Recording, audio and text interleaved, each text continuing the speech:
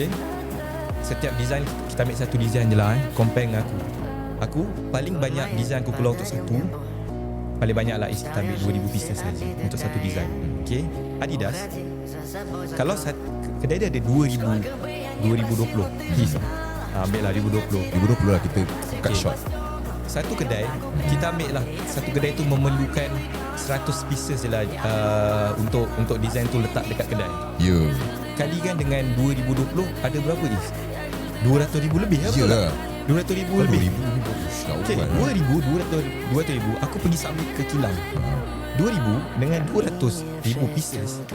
Adakah Adidas dengan SVG akan dapat satu kos harga yang sama? Tak, jauh lah bro, mesti tak sama.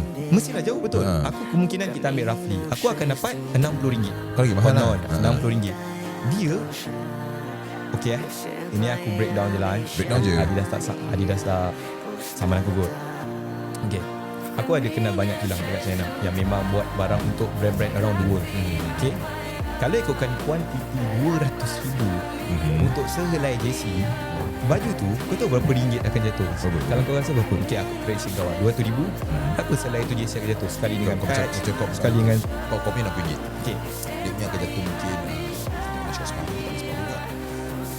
30. 30 lah, 20, 30. Aku pernah tanya kau, kalau aku buat 200,000 jersey ni berapa? Dia bagi aku RM9.90. Yo! Daripada RM60 Okay, RM9.90, tapi dia main mass.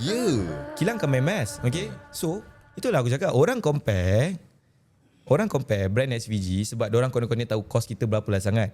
Kalau kau tahu berapa kos Adidas, kau buat rasa RM10 punya kos jual 249, siapa lagi banyak keuntungan? Kau tak rasa macam kena scam je, kos RM10 je.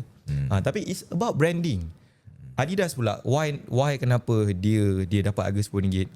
Kita baru borak satu design, dia ada berapa banyak design yang dia kena buat. Betul. And dia ada berapa banyak store yang nak kena, dia nak kena bayar Yamal lagi. Dia nak kena buat kempen itu lagi, dia nak bayar siapa lagi? Messi lagi. Tu semua pun main peranan yang penting. So it's always ada sebab kenapa brand tu mahal. Same goes to SVG. It's always ada sebab kenapa.